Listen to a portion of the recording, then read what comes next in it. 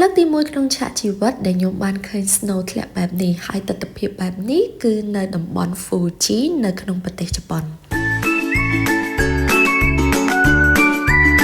ជំរាបសួរនិងសួស្តីបងប្អូនទាំងអស់គ្នា Welcome to my vlog នេះគឺជា vlog part 2 នៅប្រទេសជប៉ុនដែលខ្ញុំបានមកលេងនៅ Fuji ការធ្វើដំណើររបស់ខ្ញុំគឺខ្ញុំចេញពីស្ថានីយ៍ Shinjuku នៅទីក្រុង Tokyo ទៅ Kawaguchiko អញ្ចឹងសម្រាប់ការធ្វើដំណើរនេះគឺខ្ញុំជ្រើសរើសការធ្វើដំណើរតាមឡានក្រុងដោយសារតែឡានក្រុងគឺមានតម្លៃធូរថ្លៃជាងរថភ្លើងហើយសម្រាប់ការធ្វើដំណើរពី Shinjuku ទៅតំបន់ Fuji ដែលខ្ញុំទៅលេងហ្នឹងគឺចំណាយពេលត្រឹមតែ2ម៉ោងតែប៉ុណ្ណោះឥឡូវខ្ញុំកំពុងតែធ្វើដំណើរទៅតាមឡានក្រុងពី Shinjuku ទៅ Fuji ហើយតម្លៃសបុតដែលពួកខ្ញុំទិញហ្នឹងតែ2200 yen តែបើគិតជា$1ប្រហែលជាខ្ទប់$15កណ្ដឹងតែមួយជើងទេអញ្ចឹងតាមគ្នាជួបគ្នាទៅ Fuji បើទោះបីត្រូវធ្វើដំណើររយៈពេល2ម៉ោងក៏ពិតមែនប៉ុន្តែសម្រាប់ខ្ញុំគឺមានអារម្មណ៍ថាអត់ឆ្ងាយហើយក៏អត់យូរដែរដោយសារតែនៅទីនោះគឺផ្លូវគេជិះស្រួលខ្លាំងណាស់ជាពិសេសគឺអត់មានស្ទះចរាចរណ៍អីទេម្យ៉ាងនៅពេលដែលជិះនៅតាមផ្លូវហ្នឹងគឺឃើញផ្ទះអ្នកភូមិស្អាតៗខ្លាំងមែនទែនខ្ញុំអាចឃើញទេសភាពវាស្រែគេតិចតួចអីអញ្ចឹងហើយគេដាំដំណាំនៅតាមផ្ទះគេអីអញ្ចឹងទៅណាមួយផ្លូវទៅទីនោះគឺពោពេញទៅដោយភ្នំហើយផ្លូវខ្លះក៏យើងត្រូវជិះឆ្លងផ្លូវក្រោមភ្នំដែររួងក្រោមដីអញ្ចឹងណាហើយម្យ៉ាងវិញទៀតតកតងនឹងភ្នំវិញគឺពោពេញគ្រប់ទៅដោយទឹកកកតែម្ដងហើយខ្ញុំពិតជាអត់នឹកស្មានថាខ្ញុំបានឃើញទស្សនភាពបែបហ្នឹងឯងដោយសារតែរយៈពេលដែលខ្ញុំទៅហ្នឹងគឺអាចនិយាយថាវាចង់បញ្ចប់នៃ winter ហើយអញ្ចឹងខ្ញុំអត់គិតថាវានឹងមានព្រិលឬក៏ snow អីទៀតទេប៉ុន្តែថ្ងៃដែលខ្ញុំទៅហ្នឹងគឺខ្ញុំនៅអាចមើលឃើញហើយខ្ញុំរត់តែភ្ញាក់ផ្អើលទៀតពីព្រោះដោយសារតែពេលដែលខ្ញុំទៅដល់ស្ថានីយ៍ដែលខ្ញុំត្រូវចុះហើយ snow ចាប់ផ្ដើមធ្លាក់មកម្ដងបន្តិចខ្ញុំពិតជាមានអារម្មណ៍ថាអូយខ្ញុំសំណាងមែនទេនៅពេលដែលខ្ញុំទៅដើរលេងហ្នឹងខ្ញុំចង់ឃើញទាំងផ្កាសាគុរ៉ាចង់ឃើញទាំង snow ហើយដល់ពេលថ្ងៃទី2សម្រាប់ដំណើរកម្សាន្តខ្ញុំបានឃើញទាំង snow ដែលកំពុងតែធ្លាក់មកទៀតដោយសារតែធ្លាក់ snow ហើយណាមួយទៅជាផងគឺពួកខ្ញុំអត់អាចដើរទៅបានទេបើគិតទៅវាមិនឆ្ងាយម៉ានេះដើរពី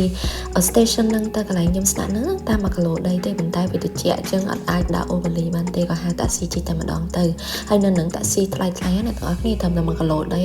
អស់8-9រៀលបាត់ហើយនៅកន្លែងដែលខ្ញុំស្នាក់នៅហ្នឹងគឺនៅឆ្ងាយពីបឹងកាវ៉ាគូឈីប្រហែលជាខ្ទង់ពី3គីឡូដែររៀងឆ្ងាយគួរសមដែរប៉ុន្តែបើសិនជាយើងជិះកង់លេងទៅតែមួយផ្លេតអីទេហើយខ្ញុំពិតជាចូលចិត្តនៅកន្លែងដែលខ្ញុំស្នាក់នៅនឹងខ្លាំងមែនទេដោយសារតែបន្ទប់គេរៀងធំតលីដែរហើយជាពិសេសហ្នឹងទេសភាពភ្នំ Fuji គឺនៅពីក្រោយកន្លែងខ្ញុំស្នាក់នៅនឹងតែម្ដងហើយអ្វីដែលខ្ញុំចូលចិត្តជាងគេនៅទីនោះគឺការទៅត្រាំទឹកក្តៅមើលភ្នំ Fuji ដូចជារូបដែលខ្ញុំបានដាក់អញ្ចឹងណា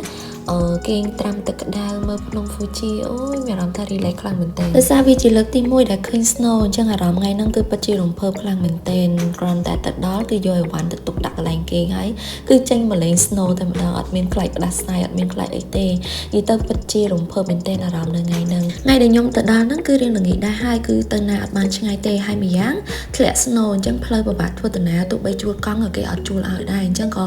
នាំគ្នាសម្រាប់ចិត្តដើរមើលភូមិគេអញ្ចឹងណាហើយភូមិនៅនឹងលក្ខណៈផ្ទះគេតូចប៉ុន្តែរៀបចំបានស្អាតមែនទែនសបោរៀបចំបែបដាំសួនផ្កាទូចនៅនឹងហ្នឹងអញ្ចឹងមើលទៅឃើញស្អាតប្លែកភ្នែកមែនទែនហើយខ្ញុំនេះក៏ដើរទៅគ្មានទឹកដៅដែរចេះនាំគ្នាដើរអញ្ចឹងហើយឃើញសួនច្បារមួយនៅមុខហ្នឹងក៏នាំគ្នាចូលទៅលេងទៅលក្ខណៈថាថ្ងៃហ្នឹងពីរអ្នកខ្ញុំគឺម៉ៅផ្ដាច់សួនហ្នឹងតែម្ដងគឺអត់មានអ្នកណាគេមកលេងទេគឺមានតែពីរអ្នកខ្ញុំនឹងឯងគឺគេសង្ងំនៅក្នុងផ្ទះអស់បើនិយាយទៅមនុស្សមិនដែលឃើញ snow ហើយជាលើកដំបូងទៀតនិយាយពីថាអូថ្ងៃហ្នឹងលេងឡើងដល់យប់ហ្នឹងអ្នកទាំងអស់គ្នាលេងតាំងពីមេឃរៀងភ្លឺរហូតដល់មេឃងឹតចឹងមេឃងឹតហើយណាមួយហេវបាយផងក៏នាំគ្នាដើរទៅម្ដុំកន្លែងគេវិញដើម្បីទៅរកញ៉ាំអីចឹងណាហើយកន្លែងដែលញ៉ាំអីហ្នឹងក៏នៅមិនឆ្ងាយពីកន្លែងខ្ញុំស្នាក់នៅដែរគឺនៅចិត្តដែរទេហើយក៏យើងចាប់ដើមកំងអាហារនេះទៅនៅប្រទេសជប៉ុនភាគច្រើនកំងអាហារទៅតាមម៉ាស៊ីនគេអញ្ចឹងហើយតកតងនឹងស៊ឺវីសគឺគេអត់មានអ្នករត់តុកអីទេគឺយើងត្រូវស៊ឺវីសខ្លួនឯងតែម្ដងនៅពេលដែលបានអាហារហើយយើងត្រូវដើរទៅលើកអាហារយើងមកពេលយើងញ៉ាំហើយយើងត្រូវរៀបចំចានក៏កែវយើងហ្នឹងលើកយកទៅដាក់ឲ្យគេវិញដែរបើនិយាយពីបទពិសោធន៍ក្នុងថ្ងៃដំបូងដែលខ្ញុំទៅដល់ហ្នឹងគឺខ្ញុំក៏អត់ដឹងដូចគ្នាដែរចុះគេធ្វើមិនចេះដល់ពេលមើលគេមើលឯងទៅមិនដឹងថាអូគេធ្វើបែបហ្នឹងទេសម្រាប់ពេលយប់គឺអត់បានទៅណាទេដោយសារ snow ធ្លាក់ខ្លាំងអញ្ចឹងព្រឹកឡើងគឺនាំគ្នាចេញបន្តដំណើរទៅទៀតហើយ snow កកពេញផ្លូវតែម្ដងគឺពិបាកដើរមែនទេប៉ុន្តែវាមិនមែនជាឧបសគ្គសម្រាប់ពួកខ្ញុំទេគឺដើរទូឆាត់កាត់ភ្លៀងកាត់ snow ទៅហើយព្រោះអត់ឲ្យខាតដំណើរកំសាន្តនេះទេព្រោះពួកយើងទៅយើងកម្រងថាដើរលេងអញ្ចឹងយើងអត់អាច សងំនៅទៅកន្លែងគេងបានទេអញ្ចឹងឧបសគ្គតិចតួចអីគឺត្រូវតែជំនះទៅតតែបានហើយកន្លែងដែលខ្ញុំទៅលេងហ្នឹងគឺខ្ញុំទៅលេងពហិដែលនៅម្ដុំដែរកន្លែងដែលខ្ញុំស្នាក់នៅដែរហើយពហិគេហ្នឹងគឺផ្លូវដើរទៅស្អាតខ្លាំងមែនទែនអាផ្លូវដែលខ្ញុំដើរហ្នឹងគឺជាផ្លូវកាត់ទេហើយនេះគឺជាផ្លូវខ្លងទ្វារនៅខាងមុខដែលគេចូលមកហ្នឹងគឺវាមើលទៅឃើញស្អាតមែនទែនហ្មងដើមឈើធំខ្ពស់ហើយដល់ពេល snow ធ្លាក់មកអញ្ចឹងទៅគឺវាឃើញភាពស្រស់ស្អាតមែនទែនអញ្ចឹងការទៅលេងនៅហ្នឹងក៏ខ្ញុំមិនបានទៅមើលលំអិតអីប្រហែលដែរគ្រាន់តែយើងទៅឲ្យតែស្គាល់ហើយ